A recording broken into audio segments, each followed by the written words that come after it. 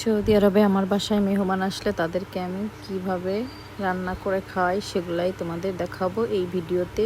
সম্পূর্ণ ভিডিও থাকছে। ইয়া বড় একটা চীন হাঁস বাংলাদেশ থেকে পাঠানো হয়েছে আমাদের জন্য।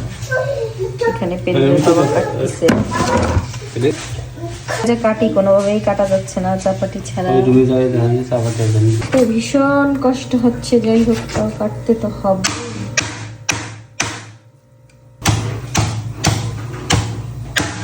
হয়েছে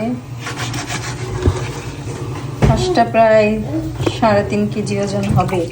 এইগুলো কাটতে লাগবে আস্ত আস্ত করে দেখে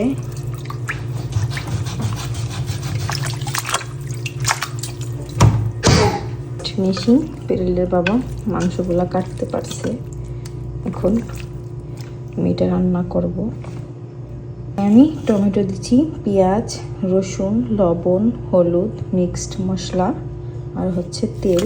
এখন এটা মাখিয়ে নেব।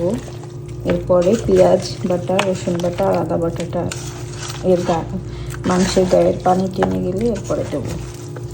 মাখানো হয়ে গেছে, এখন চুলায় দিয়ে দিচ্ছি। এই তো বরবটি ভাজিটা হয়ে গেল।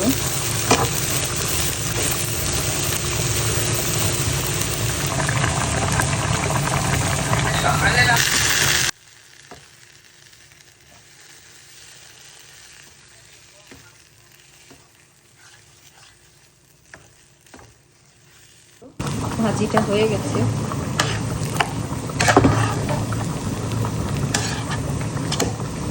আমি দেশি কই মাছের চচ্চড়ি করবো টমেটো আর বেগুন দিয়ে। এটা বেগুন হচ্ছে কই মাছ, কই মাছের চচ্চড়ি। ওখানে গ্যাস স্টপ করে দেবো। সবগুলো রান্না হয়ে গেছে। এই যে ভর্তা, ভাজি, চচ্চড়ি মাছের, আর এই যে হচ্ছে হাঁসের মাংস, চীনা হাঁসের মাংস, যে সালাদ, এখানে আছে পেঁয়াজ, টমেটো, শসা।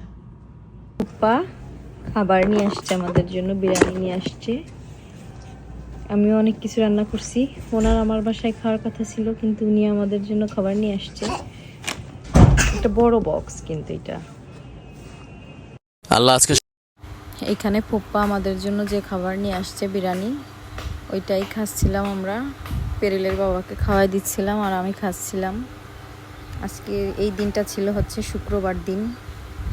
এইখানে আমাদের বাসার মেহমান কি কি নিয়ে আসছে তোমাদের দেখায়। এখানে নিয়ে আসছে রসমালাই।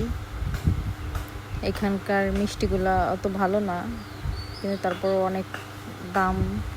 আর এখানে আচ্ছা আর 1 কেজি মিষ্টি আছে। এইটাও ভালো ছিল, কিন্তু আমাদের দেশের মতো অত মজা না এখানকার মিষ্টি। আরও পেরিলকে 100 রিয়াল টাকা দিছে ভাইটা। পেরিলের বাবার একটা বন্ধু আসছিল, মিষ্টিগুলা নিয়ে আসছে আর 100 রিয়াল দিছে পেরিলকে।